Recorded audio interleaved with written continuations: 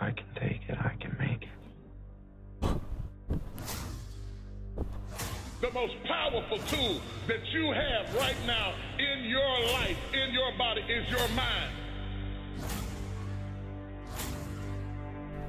That's why the enemy fights you in your mind. The devil doesn't have to tie you up for you to be bound. He just has to tie up your head.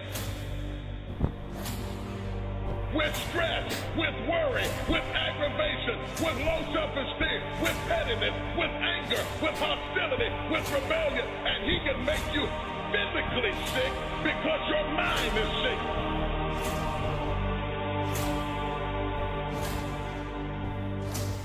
Lay your hands on your head and say, give me a new mind. Give me a new mind means give me a new perspective. Give me a new perspective. Give me a new way of looking at my situation. Give me a new way of looking at my circumstances. Get my mind ready for this year, because when I get this year, there's going to be blessings, there's going to be miracles, there's going to be opportunities. Oh yes, there's going to be some struggles, there's going to be some challenges, there's going to be some tests, but even the struggles are an opportunity for me to show off the victory if my mind can handle the change.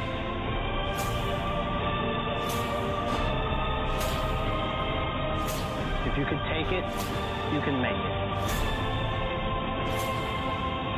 You can take it, you can make it.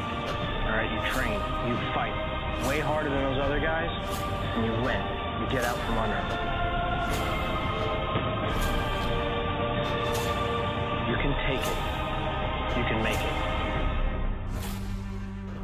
You can do this. Just gotta believe you can. There's some things I'm not taking with me in the new year. Everything that's inflexible and everything that's not ready and everything that's backwards and everything that's negative and everything that's condescending and everything that's carnal and everything that's holding me back, I refuse to take it over into another year and waste another new year with an old mind. Don't shape yourself around the comings and goings of this world. Don't shape your opinions and your attitudes around circumstances that you cannot change.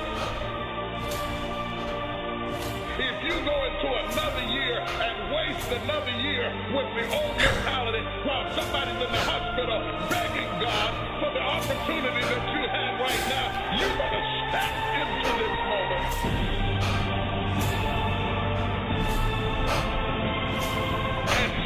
You decide to stop looking for answers in other people and miracles somewhere down the yellow brick road and click the heels of your mind, you could have been free years ago. You can get your mind out. You can get your money out. You can get your family out. You can get your job out. You can get your career out. You can get your health out.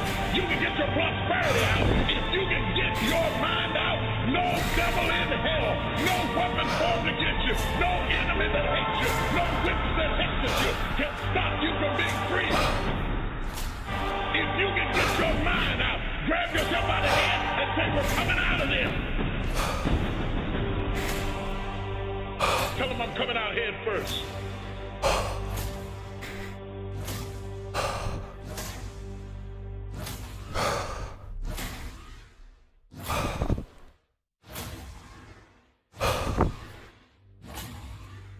Fear is not real.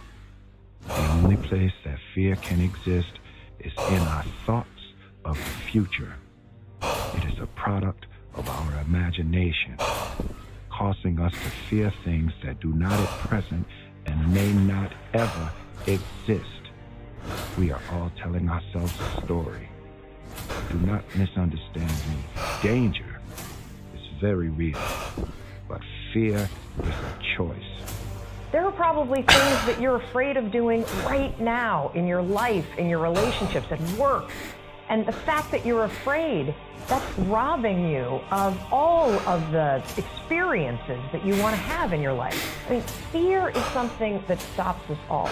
It's this fear of discomfort. People have this extreme feeling in their mind. They want to avoid discomfort. Most people, their associations are to avoid anything that's uncomfortable.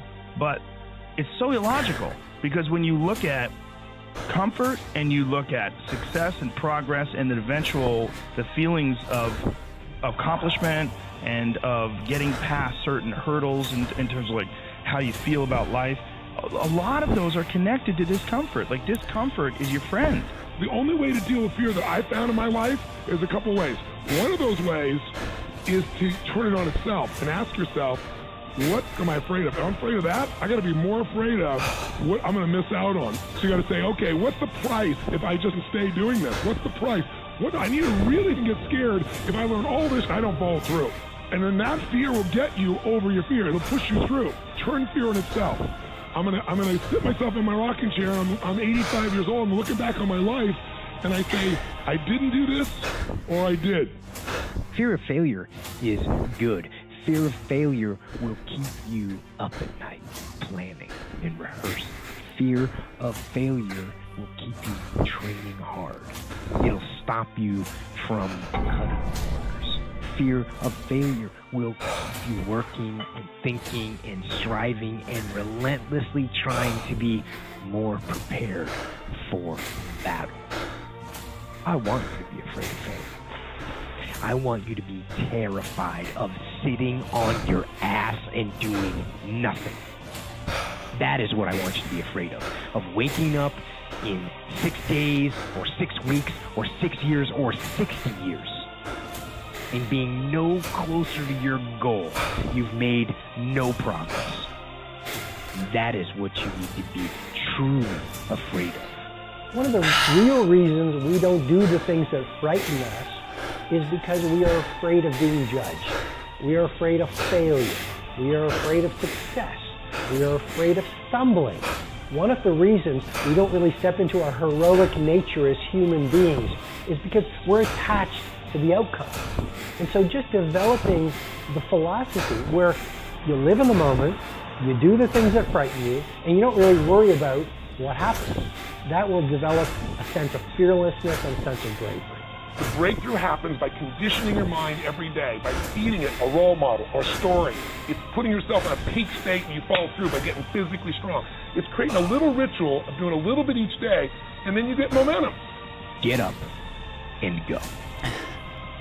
Take the risk, take the gamble, take the first step, take action. And don't let another day slip by.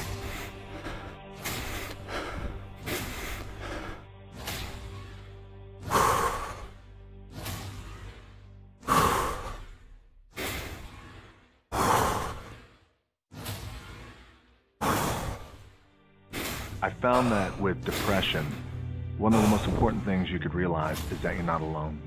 You're not the first to go through it. You're not going to be the last to go through it. Hold on to that fundamental quality of faith.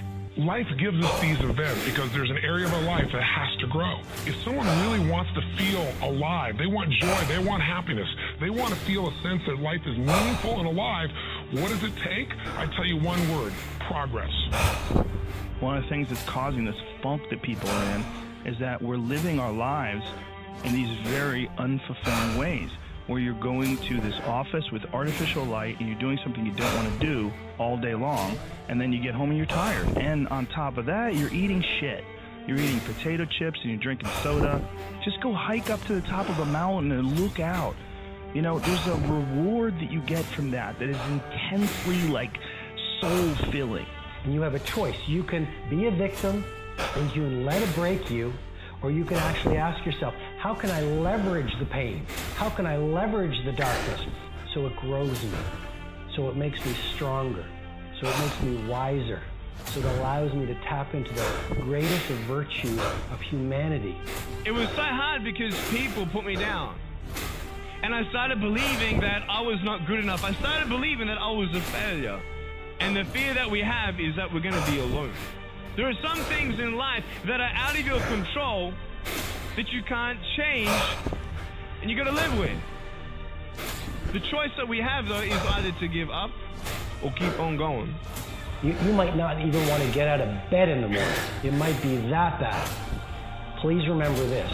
Crisis comes to serve the person who wants to use it as fuel.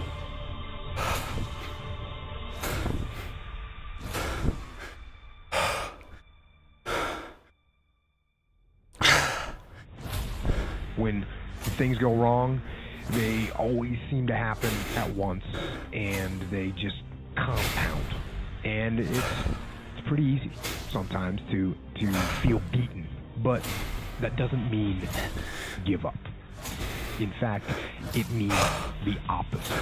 It means it's time for you to fight harder, to dig in.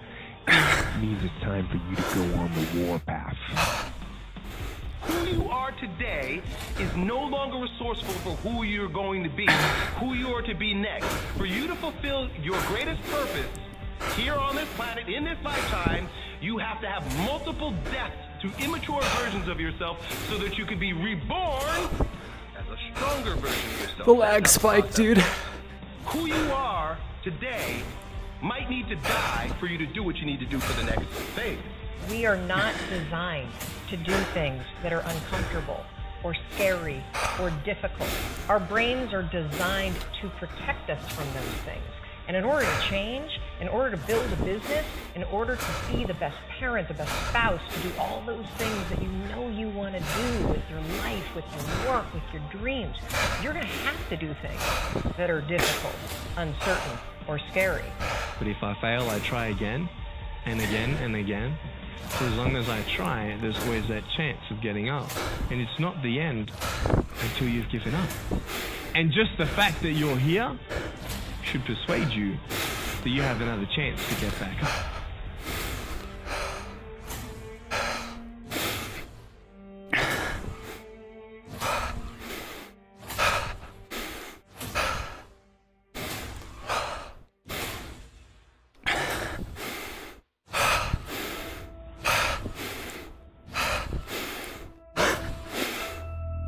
When we close our mind to what is possible for us, closes off the genius that resides and lives in each and every one of us.